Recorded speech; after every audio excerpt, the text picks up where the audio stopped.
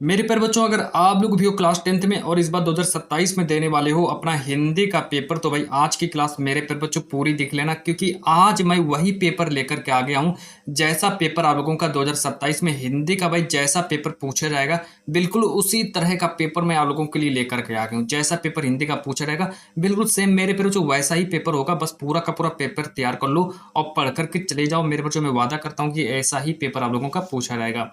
यहाँ पर मेरा कोड दिया है 824 BR कोड का पेपर मैं आप लोगों के लिए लेकर के आ गया हूँ। कोड वगैरह अपना देख लेना और पेपर देने जाना तो सबसे पहले अपना यहाँ पर अनुक्रमांक और नाम वगैरह सब कुछ लिख देना।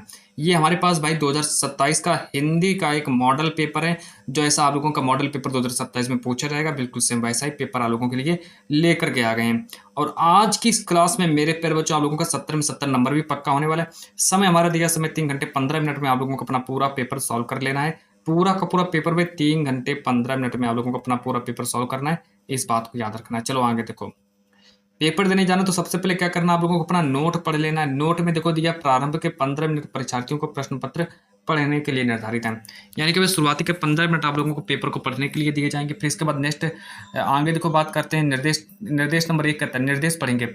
निर्देश नंबर 1 कहता है कि सभी प्रश्न करना अनिवार्य है। निर्देश नंबर 2 कहता है यह प्रश्न पत्र 2 खंडों खंड आ तथा खंड बा में विभाजित है।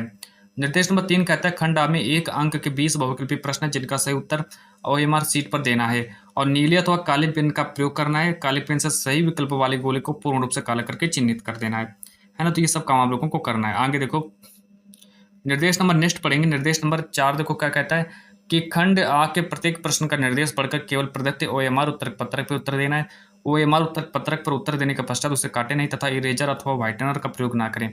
और प्रश्न नंबर 5 कहता है प्रत्येक प्रश्न का अंक उसके सम्मुख अंकित है। इसके बाद यहाँ से भाई आप लोगों का पेपर स्टार्ट हो जाता है। चलिए पेपर में आप लोगों का स्टार्ट करता हूँ। सारे के सारे प्रश्नों को मेरे पर जो तैयार कर लेना है, क्योंकि यही सब प्रश्न आप लोगों को 2027 बोर्ड एग्जाम में देखने को मिलेंगे। 2027 में पेपर देने बैठोगे हिंदी का तो भाई सारे के सारे प्रश्न यही आएंगे, है ना। जैसे प्रश्न में लेकर के आ गया हूँ, ये आप लोगों का 2027 का भाई एक हिंदी का भाई मॉडल पेपर है। पूरा पेपर मेरे पर जो तैयार कर लो। यहाँ पर सबसे पहले देखो खंड आ करके दिया जाएगा, जिसमें से हमसे 20 क्वेश्चंस जो होंगे हिंदी के पूछे जाएंगे और 20 नंबर का हमारा 20 क्वेश्चंस पूछा जाएगा। सारे सारे क्वेश्चंस मैं आप लोगों को बताऊंगा, तो भाई आंसर सहित मैं आप लोगों को बताऊंगा। आंसर उसका क्या आंसर सहित बताऊंगा, ताकि जब वो लोग भाई बोर्ड एग्जाम में बैठो पेपर देने तो आप लोगों को लगे कि हाँ मेरे तो 20 में 20 क्वेश्चंस पूरे बहुविकल्पी प्रश्न सही हो गए, मैंने तो भाई पूरा पेपर ही सॉल्व कर दिया, ऐसा आप लोगों को लगे। सबसे पहला मेरा क्वेश्चन देखो क्या कहता है, बहुविकल्पी प्रश्न के कामायनिक रचनाकार कौन है। पेपर में 1 नंबर का क्वेश्चन आएगा, इसका राइट आंसर हो जाएगा जयशंकर प्रसाद। तो भाई कामायनिक रचनाकार जयशंकर प्रसाद हो जाएंगे। और आप लोगों ने भाई मित्रता चैप्टर पढ़ा होगा, तो बता दीजिए भाई मित्रता जो पाठ है किस विधा की रचना है। पेपर में 1 नंबर का आएगा मित्रता जो भाई मेरा पाठ, ये निबंध विधा की रचना हो जाएगी। दोनों प्रश्न तैयार कर लो, दोनों के दोनों प्रश्न भाई तैयार कर लो। तीसरा प्रश्न देखो, इसको भी नोट कर लो कि ममता कहानी के लेखक कौन है। पेपर में 1 नंबर का आएगा, ममता कहानी के लेखक भाई हमारे जयशंकर प्रसाद हो जाएंगे। इसको भी भाई नोट कर लीजिए। प्रश्न नंबर तीसरा भी नोट करिए, जल्दी से नोट करिए। और प्रश्न नंबर 4 देख लो भाई, शुक्ल युग किस समय अवधि पूछी गई है। शुक्ल युग किस समय अवधि पूछी गई कि शुक्ल युग किस समय सीमा बता दीजिए। 1 नंबर का आ जाए तो देखो शुक्ल युग की समय सीमा 1918 से 1936 तक मानी जाती है।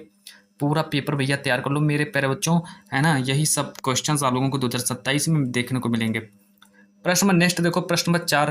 प्रश्न नंबर 5 कहता है कि चित्राधार जो है किसकी रचना है। 1 नंबर का क्वेश्चन आएगा। चित्राधार भाई किसकी रचना है, तो जयशंकर प्रसाद जी की रचना हो जाएगी। प्रश्न नंबर 6 कि सरोज स्मृति के रचनाकार कौन है। 1 नंबर का ये भी आ जाएगा। तो सूर्यकांत त्रिपाठी निराला जो है ये सरोज स्मृति के रचनाकार हो जाएंगे। आगे देखो question number next, question number 7 भाई देखने वाले हैं कि आचार्य रामचंद्र शुक्ल हिंदी साहित्य के किस काल के प्रमुख आलोचक माने जाते हैं। जो हमारे आचार्य रामचंद्र शुक्ल जो है भाई बता दीजिए कि ये जो हिंदी साहित्य के किस काल के प्रमुख आलोचक माने जाते हैं।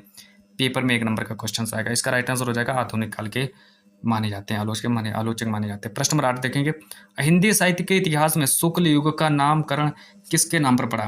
तो भाई जो शुक्ल युग का नाम जो है वो भाई किसके नाम पर पड़ा था। पेपर में 1 नंबर का आएगा, तो हमारा राइट आंसर हो जाएगा आचार्य रामचंद्र शुक्ल जी के नाम पर पड़ा था। अगला प्रश्न देख लो यहाँ पर नेक्स्ट क्वेश्चन नंबर 9।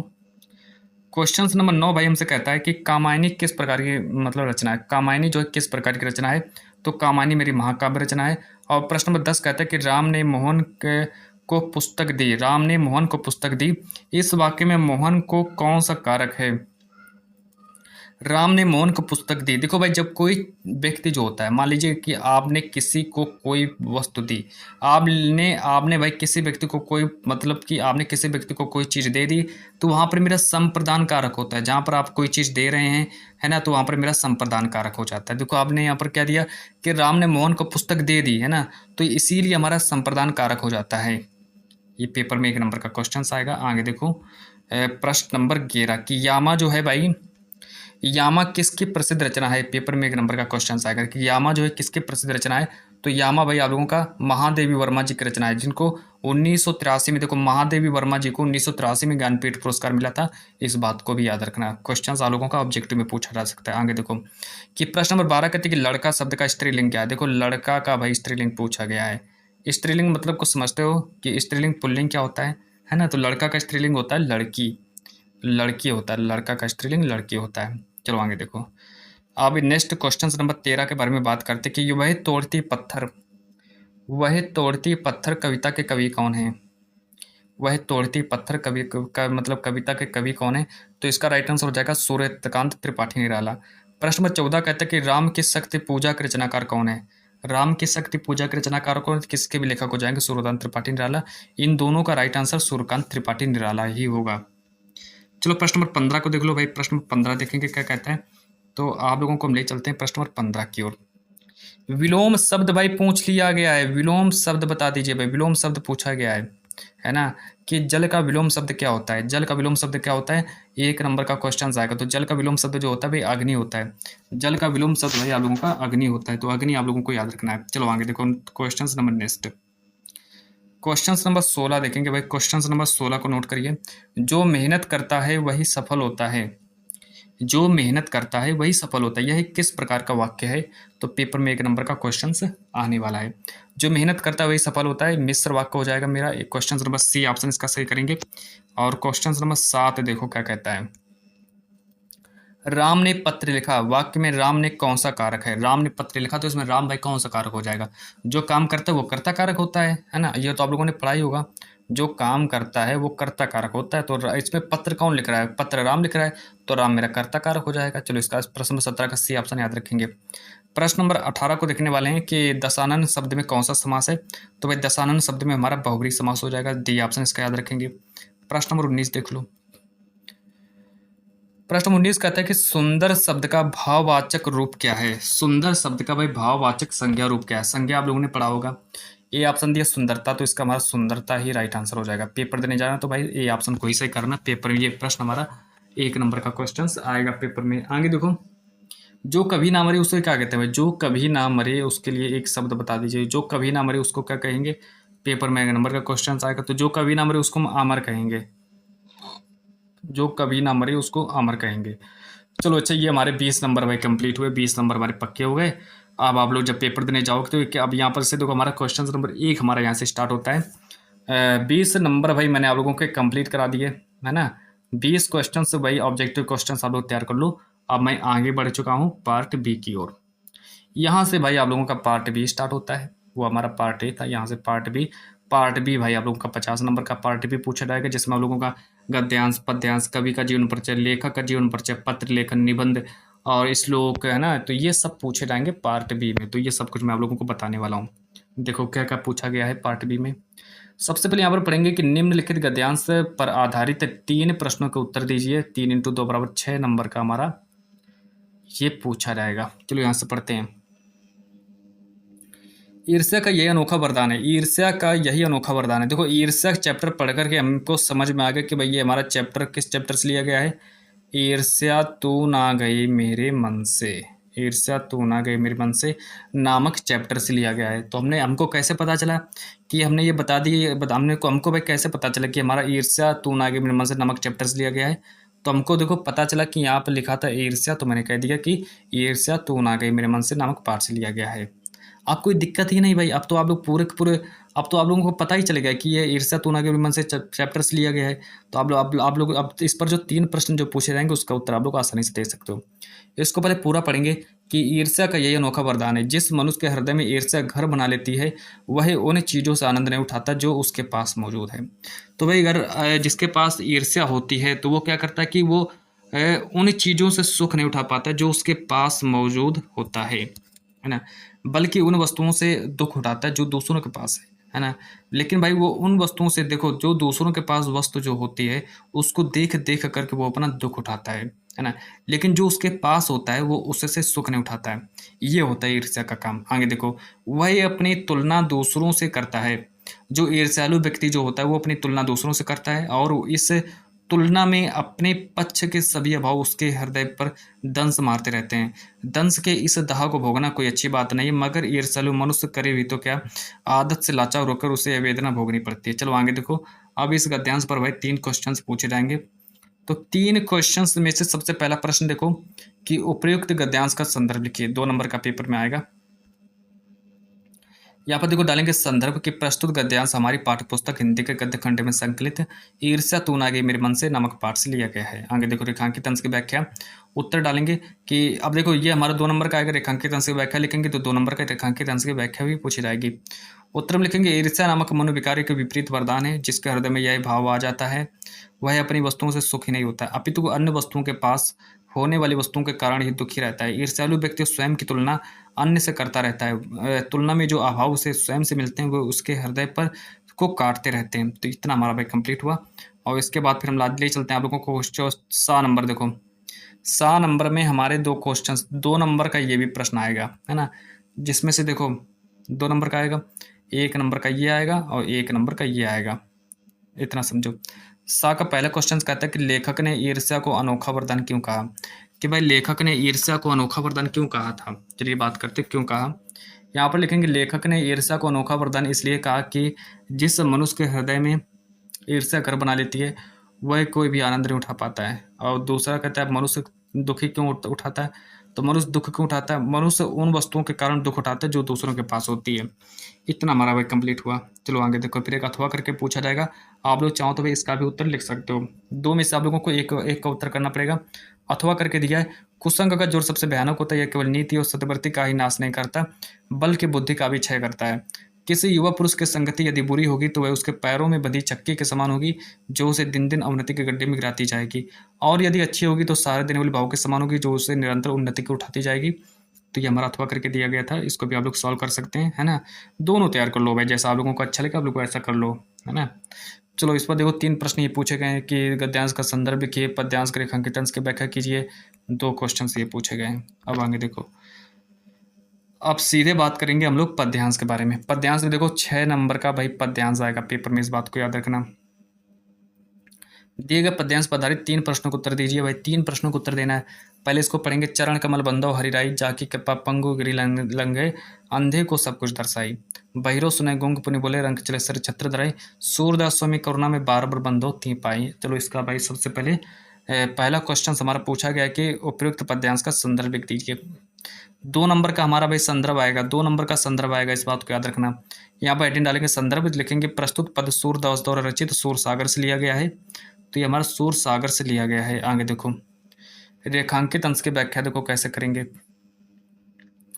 कि रेखांकित अंश की व्याख्या यहाँ से करेंगे कि मैं उस ईश्वर भगवान कृष्ण के कमलवत चरणों की वंदना करता हूँ जिनकी कृपा से लंगड़ा व्यक्ति पर्वत पर चढ़ जाता है, अंधे को सब कुछ दिखाई देने लगता है। इसके बाद आगे देखो भाई, अंधे को सब कुछ दिखाई देने लगता है। फिर इसके बाद आगे बात करते हैं कि बहरा व्यक्ति सुनने लगता है, गूंगा व्यक्ति बोलने लगता है और निर्धन व्यक्ति सिर पर छत धारण करके चलने लगता है। तो ये देखो हमारा संदर्भ और रेखांकित अंश की व्याख्या करी हमने, तो 4 नंबर मेरे पक्के हो गए। अब ये क्वेश्चंस और आप लोगों का है 7 क्वेश्चन देखेंगे। यहाँ से देखो इसको भाई 7 क्वेश्चन देखने वाले हैं हम लोग कि किसकी कृपा से लंगड़ा व्यक्ति पर्वत लांघ जाता है। तो भाई जब ईश्वर की जब कृपा होती है तो वो पर्वत लांघ जाता है। रेखांकित अंश में कौन सा अलंकार है? तो रेखांकित अंश में रूपक और अनुप्रास अलंकार है। अब एक अथवा करके क्वेश्चन दिया गया है कि यहीं कहीं पर बिखर गई हुए भगन विजय माला से उसके फूल यहाँ संचित हैं। ये हमारा अथवा करके पूछा गया है भाई, सुभद्रा कुमारी चौहान जी ने इसको लिखा है ना? यहीं कहीं पर बिखर गई हुए भगन विजय माला से उसके फूल यहाँ संचित है स्मृतिशाला से। पहला दूसरा तीसरा क्वेश्चन हमारे पूछे गए हैं, ये सुभद्रा कुमारी चौहान जी ने इसको लिखा है, इसको भी आप लोग तैयार कर लीजिए। आगे देखो क्वेश्चन नंबर 3, प्रश्न नंबर 3 कहता है कि निम्नलिखित संस्कृत गद्यांश का संदर्भ सहित हिंदी में अनुवाद कीजिए। 5 नंबर का क्वेश्चंस पूछा जाएगा, है ना। तो 5 है, देखो यहाँ पे लिखा है 5 नंबर का आएगा पेपर में। एषा नगरी भारतीय संस्कृति संस्कृत भाषायाश्च केन्द्रस्थलमस्ति इत एवं संस्कृत वाङ्मयस्य संस्कृतेश्चालोकः सर्वत्र प्रसिद्ध मुगल युवराज दारशुको अत्रागत्य भारतीय दर्शनशास्त्राणाम् अध्ययनम् अकरोत्। सा तेषां ज्ञानेन तथा प्रभाविता अभवत् यत् तेन उपनिषदाम् अनुवाद फारसी भाषां कारितः। तो भैया हमारा संस्कृत का गद्यांश आएगा पेपर में 5 नंबर का पूछा जाएगा। और इसके बाद अगर हम थोड़ा ऊपर बात करें तो सबसे पहले इसका आप लोगों को संदर्भ लिखना पड़ेगा। तो चलिए भाई आगे बात करते हैं। संदर्भ हेडिंग डालेंगे। संदर्भ में देखो कैसे लिखेंगे कि प्रस्तुत अवतरण हमारी पाठ्य पुस्तक हिंदी के संस्कृत खंड के अंतर्गत वाराणसी नामक पाठ से लिया गया है।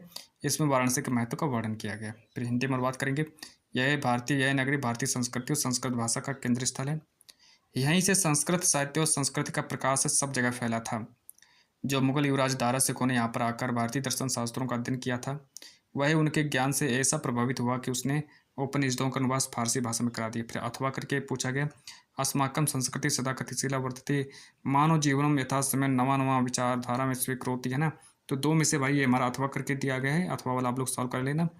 अब मैं सीधे आप लोगों को ले चलता हूँ पद्यांश की ओर कि निम्नलिखित पद्यांश पर संस्कृत पद्यांश का संदर्भ सहित हिंदी में अनुवाद कीजिए कि किम नो हित्वा प्रियो भवति किम नो हित्वा न शुचति किम नो हित्वार्थवान भवति किम नो हित्वा सुखी भवेत्। संदर्भ देखो इसका कैसे लिखेंगे। प्रस्तुत श्लोक हमारी पाठ्यपुस्तक हिंदी के संस्कृत खंड के अंतर्गत जीवन सूत्राणी नामक पाठ से लिया गया है। फिर हिंदी अनुवाद, मनुष्य किसको छोड़कर प्रिय होता है, किसको छोड़कर शोक नहीं करता है, किसको छोड़कर धनवान हो जाता है और किसको छोड़कर सुखी हो जाता है। तो ये भाई हमारा पहला क्वेश्चन है संस्कृत का पद्यांश।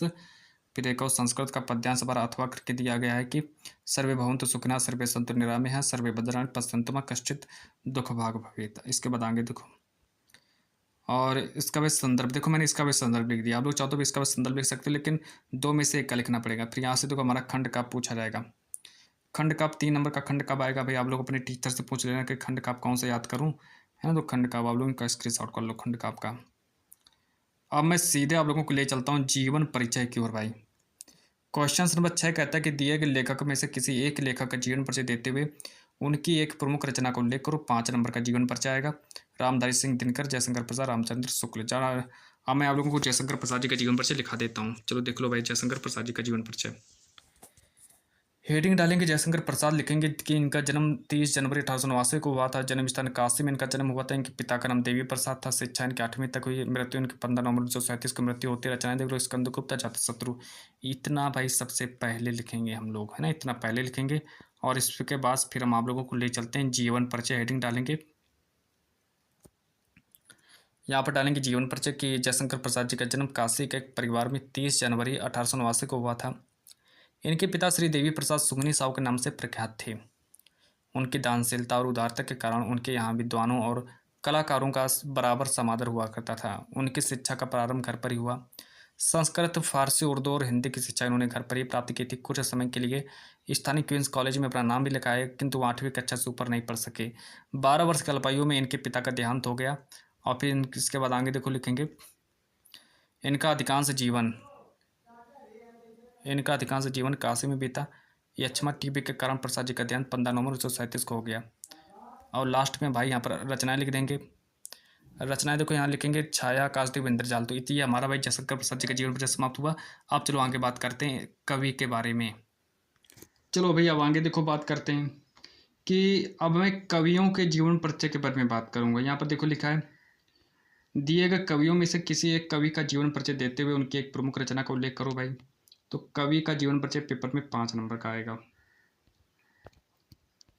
तो देखो यहाँ से कवि में देखो कितने जीवन परिचय हैं। सूरदास, महादेवी वर्मा, तुलसीदास, रामनरेश त्रिपाठी। इनमें से एक का जीवन परिचय लिखना पड़ेगा। अब चलो मैं महादेवी वर्मा जी का जीवन परिचय लिखा देता हूँ कि महादेवी वर्मा जन्म डालेंगे 24 मार्च 1907 को इनका जन्म हुआ था। मृत्यु देख लीजिए भाई 11 सितंबर 1987 को इनकी मृत्यु हुई थी। शिक्षा इन्होंने एमए संस्कृत एमए संस्कृत से किया था। रचना देखो, निहार, रश्मि, नीरजा, सांध्याकित, यामा। और जीवन परिचय लिखेंगे, महादेवी वर्मा जी का जन्म 24 मार्च 1907 ईस्वी को उसी में उत्तर प्रदेश के सुप्रसिद्ध नगर फर्रुखाबाद में हुआ था। उनकी माता हेम रानी साधारण कवित्री थीं एवं श्री कृष्ण में अटूट श्रद्धा रखती थीं।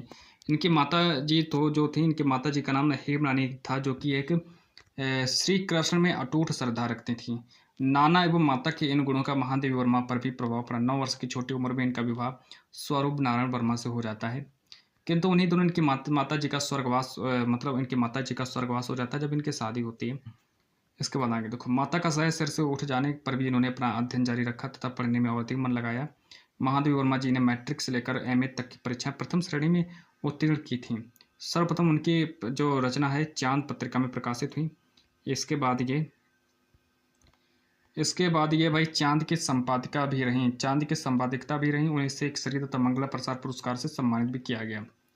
भारत सरकार ने इन्हें पद्म विभूषण की उपाधि से अलंकृत किया। 1983 ईस्वी में महादेवी वर्मा जी को इनके काव्य ग्रंथ ज्ञामा पर भी ज्ञानपीठ पुरस्कार भी प्राप्त हुआ था। और इसी वर्ष उत्तर प्रदेश सरकार ने 1 लाख रुपए का भारत भारती पुरस्कार देकर अपनी ऐतिहासिक सेवाओं का सम्मान किया। महादेवी वर्मा जी का निधन 11 सितंबर 1987 को हो जाता है। फिर आप लोगों को देखो, ये हमारा देखो जीवन परिचय समाप्त हुआ। अब आप लोगों को भाई एक श्लोक याद कर लेना है ना, जो कि आप लोगों के पेपर में ना दिया गया, वो वाला श्लोक लिखना है 2 नंबर का। एक पत्र लेखन लिख लेना है, पत्र लेखन में 4 नंबर का पत्र लेखन आएगा। फिर अथवा करके दिया है 4 नंबर का पत्र लेखन को याद कर लेना। फिर संस्कृत के 2 प्रश्न पूछे जाएंगे 2 नंबर के।